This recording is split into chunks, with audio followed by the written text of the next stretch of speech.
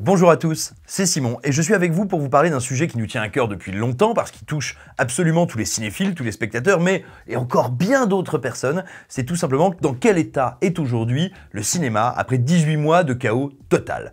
Alors on va revenir pour pouvoir parler un petit peu de tout ça, bien sûr sur rapidement la situation du cinéma en général, du cinéma américain, du cinéma français, les conséquences des confinements, déconfinements, de tout ce qu'on s'est pris dans la tête et évidemment, on va dire le dernier clou du cercueil qui nous touche nous spécifiquement en France, à savoir le pass sanitaire et ses conséquences sur la fréquentation des salles. Et vous allez le voir, la fréquentation des salles, ça touche en réalité bien plus d'éléments de l'industrie cinématographique que simplement les salles de cinéma.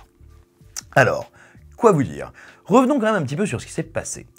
Dans à peu près tous les pays du monde, il y a eu des confinements, des déconfinements. Qui dit confinement dit donc des fermetures légales, obligatoires, de tous les commerces, d'à peu près tout, sauf ce qui était considéré comme nécessaire, utile, indispensable. Donc évidemment, les cinémas. Alors évidemment, loin de moi l'idée de vous dire que le secteur cinématographique a plus souffert que les autres. Évidemment pas. Tout le monde en a pris dans les dents, plein la figure, mais le fait est que nous, notre sujet, le domaine sur lequel on travaille à écran large, c'est le cinoche. C'est pour ça que je vous en parle aujourd'hui.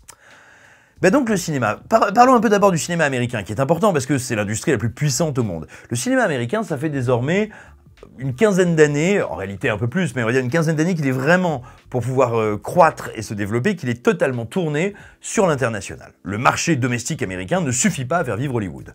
Et depuis 15 ans, ça s'est considérablement accéléré, et encore plus depuis une dizaine d'années, avec la création de super univers étendus, les rachats par Disney d'autres studios, l'arrivée de Netflix, etc., etc., etc. Le marché domestique américain n'est pas suffisant pour Hollywood. Or, le marché international, il a quasiment cessé d'exister du jour au lendemain.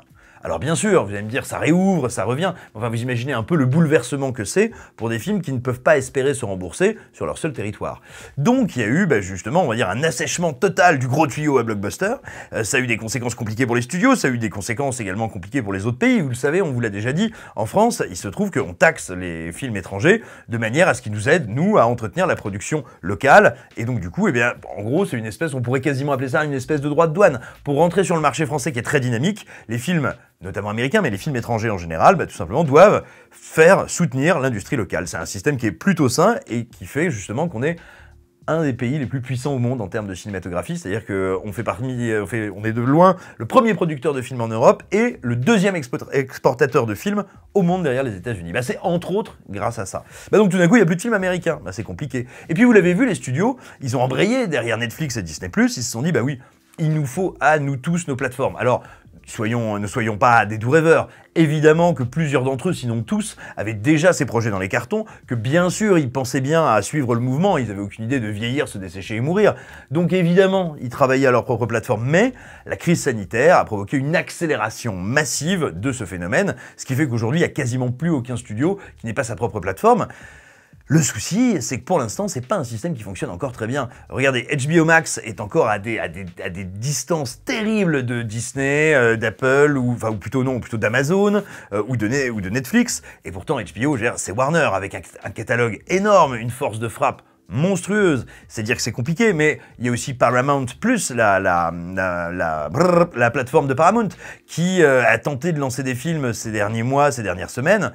Généralement, ça a été quand même des bides terribles. Je pense que beaucoup d'entre vous sont passés complètement à côté de Infinite, qui devait être un des gros blockbusters de l'été avec Mark Wahlberg. Voilà, si personne n'en a entendu parler, c'est vous dire comme ça a bien marché pour l'instant la plateforme Paramount. Bref, non seulement les plateformes, d'un côté, elles sont... D'un côté, elles sont encore très fragiles parce que nombre d'entre elles ne sont pas rentables ou sont sur des systèmes, on va dire, de levée de fonds, d'investissement, de valorisation boursière qui font qu'elles sont quand même avec des volumes d'abonnés énormes qui se comptent en centaines de millions, elles sont encore des colosses, certes, mais au pied d'argile. Et puis, il y a celles qui ne permettent pas encore de compenser à leur studio, à leur maison mère, les pertes niveau salle. Donc, le cinéma américain est dans une situation qui est très complexe, d'autant plus complexe que on n'est pas dans un système où il y a des soutiens, des aides étatiques, où on va dire un maillage du secteur culturel comme en Europe et surtout comme en France. Donc il y a déjà beaucoup de salles de cinéma qui ont fermé et avec désormais des studios qui disent mais nous on ne laisse plus nos films en salle que 30 ou 45 jours, voire on sort simultanément, c'est le cas de Warner, en salle et sur notre plateforme. Les salles de cinéma américaines en tout cas elles sont menacées à assez brève échéance ou en tout cas à moyen terme ça va être très compliqué. Bien sûr elles vont pas complètement disparaître mais parce qu'il va rester des grandes villes, des lieux où il y a des bassins de population suffisants pour qu'une salle de cinéma puisse continuer d'attirer du public et être plus ou moins viable.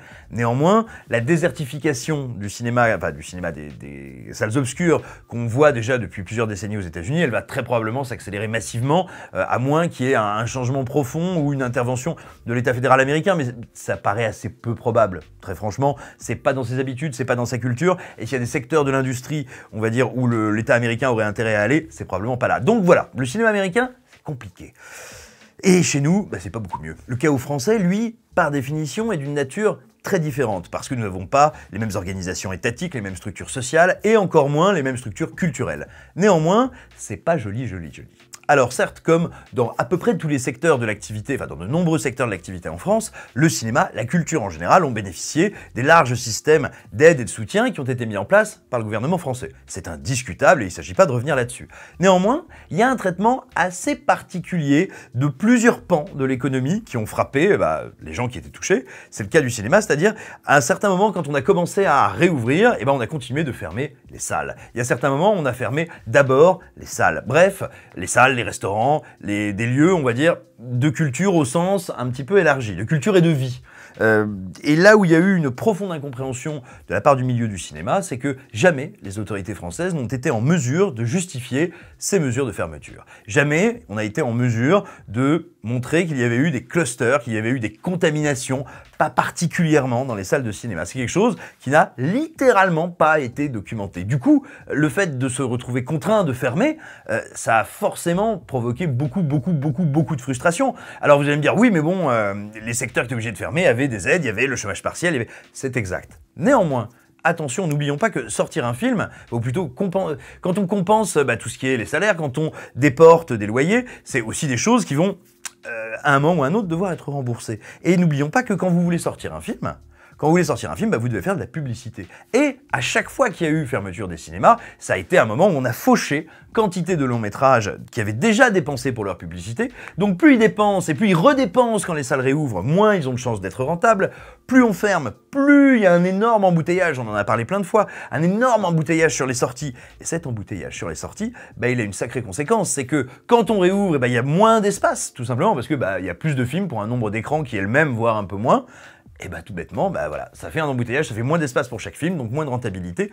Donc le secteur du cinéma a vécu ça comme une grande violence. C'est d'ailleurs pas pour rien qu'il y a eu une cérémonie des Césars qui a été à ce point-là. Elle a été très critiquée, à mon avis. Elle a été critiquée de manière un peu injuste parce que tout le monde était dans un tel état de tension, aussi bien les gens derrière leur écran que ceux sur la scène, que ça ne pouvait donner qu'un truc un peu orageux, merdailleux, quoi. Néanmoins, c'est pas pour rien qu'il y a eu on va dire une année des Césars aussi amère, acide, agacée, agaçante parfois. Parce que oui, on sortait quand même d'une année complètement délirante.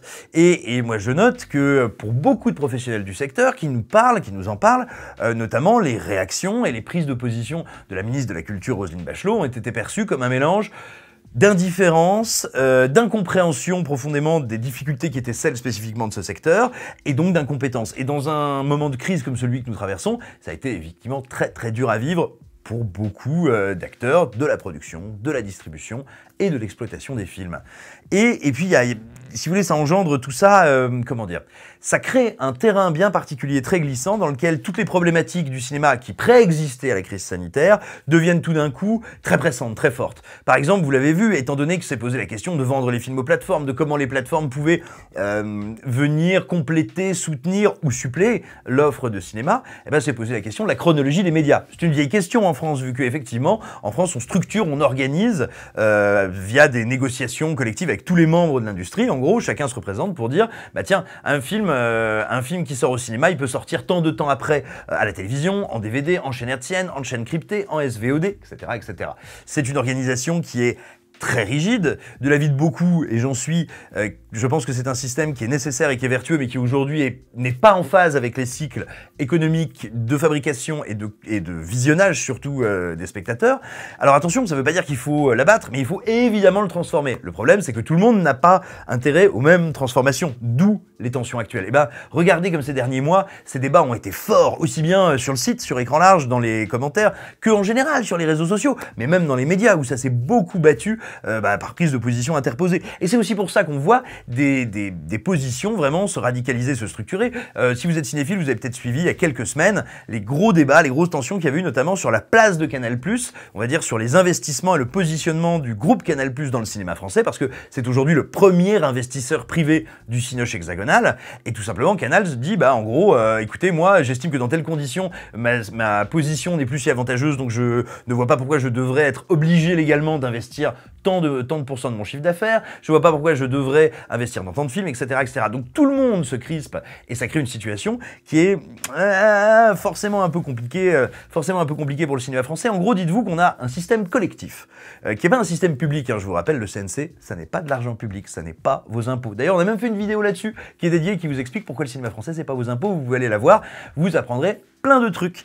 Et donc, qu'est-ce que je vais vous dire? Voilà, nous avons un système collectif qui est vertueux, nécessaire, qui a assuré et sauvegardé le cinéma français, qui n'est peut-être plus dans certains de ces domaines totalement adaptés, encore une fois, au cycle économique et, j'ai presque envie de dire, de consommation, j'aime pas le terme, mais oui, de visionnage et de suivi et de vie culturelle, mais qui néanmoins, voilà, demande plutôt à être repensé, réformé que éjecté, ça me semble une évidence. Et nous avons un gouvernement, un système politique, une classe politique en général d'ailleurs, parce que ça va bien au-delà du gouvernement français actuel, qui est plutôt dans un penchant très libéral, qui est pour moins de collectifs, moins de communs, moins d'État, et aussi, surtout, une arrivée du privé bien plus importante. Donc tout ça fait qu'il y a des acteurs différents qui se perçoivent comme n'ayant pas les mêmes intérêts, voire ayant des intérêts contradictoires, et ça donne une situation qui est bloquée, délétère et très compliquée. Et on va voir, là-dessus arrive le pass sanitaire, qui nous met, mes bons amis, dans un sacré caca. Et alors que le cinéma français, en tout cas l'industrie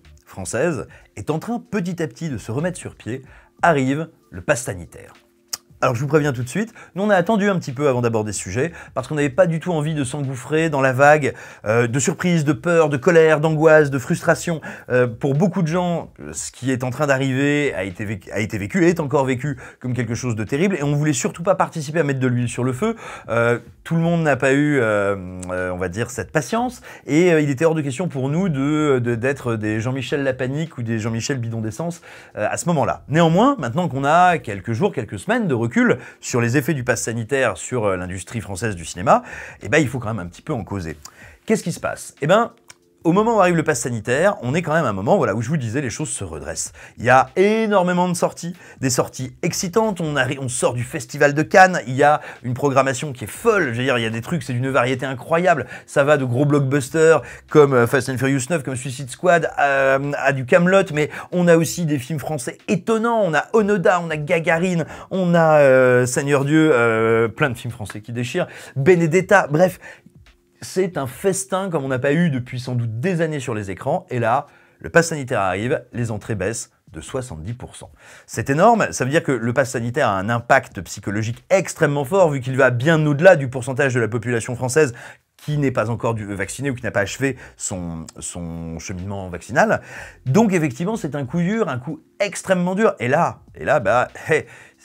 pour le coup, on se demande un petit peu comment on va faire, et c'est la raison pour laquelle il y a quelques jours, le 2 août, si ma mémoire est bonne, le syndicat des distributeurs indépendants, si ma mémoire est bonne, a demandé au CNC et à l'État d'intervenir, parce que la situation actuelle, cette baisse drastique des entrées en salle, elle a plusieurs effets. Déjà, il y a des films qui commencent à nouveau à se repousser, c'est-à-dire qu'on va encore rentrer dans un cycle d'assèchement des sorties et de réembouteillage après, ce qui est très mauvais par essence. Et puis, il est encore plus compliqué d'attirer des gens dans les salles quand les gros films s'en vont.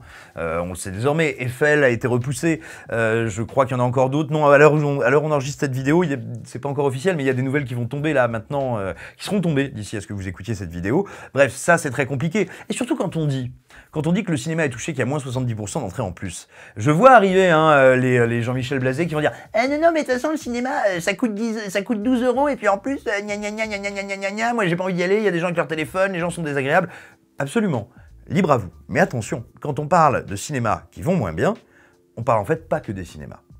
Des films qui ne marchent pas, des salles qui ne marchent plus, ça touche les producteurs et aussi les distributeurs, c'est-à-dire ceux qui font les films et ceux qui les amènent jusqu'à nous. Et si ça commence à aller mal, eh ben ça va être très compliqué. Ah, juste aussi une autre petite indication, si vous vous dites de toute façon moi le cinéma français je m'en fous, c'est tout nul. Eh ben écoutez, bravo, vous venez de prouver que vous ne connaissez pas le cinéma français parce que c'est encore une fois un des plus créatifs et un des plus puissants au monde. Et ben du coup il vous reste plein de films incroyables à découvrir, ça tombe bien, il y en avait plein à Cannes, qui sont sortis, qui viennent de sortir, qui vont sortir, c'est canon. Bref.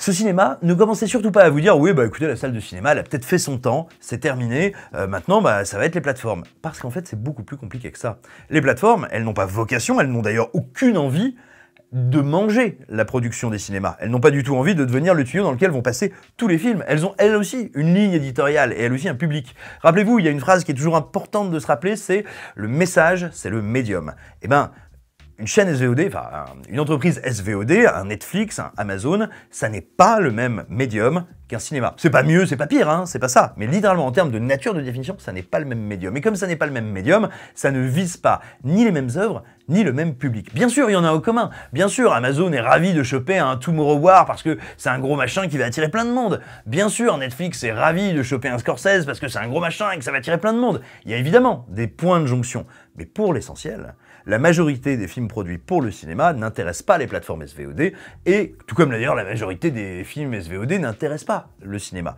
Ce qui veut dire que si demain les salles meurent, ça n'est absolument pas nos petits films, la variété, en gros la richesse de l'offre cinéma, c'est pas du tout qu'elle va se téléporter sur les plateformes, c'est qu'essentiellement elle va disparaître. Et là, c'est bien la situation dans laquelle on est. C'est-à-dire que si le CNC, le gouvernement, à un moment, ne prennent pas en compte le fait que les structures les plus fragiles, les plus modestes, sont maintenant en très grand péril, elles sont en danger de mort, eh ben, on va pas seulement perdre quelques boîtes, quelques entreprises. En plus, on pourrait se dire, mais attendez, le cinéma, c'est pas des centaines de milliers d'emplois. Alors déjà, ça me semble, moi, être une réflexion qui est assez obscène. Mais en plus de ça, c'est véritablement de la création culturelle, de la variété, de la richesse qui va disparaître. Et ça ne se recrée pas comme ça, en claquant des doigts. Donc, il y a un problème, il y a un danger, un péril imminent pour le cinéma qui nécessite évidemment l'adresse des pouvoirs publics, mais qui nécessite aussi, nous, notre engagement de spectateurs.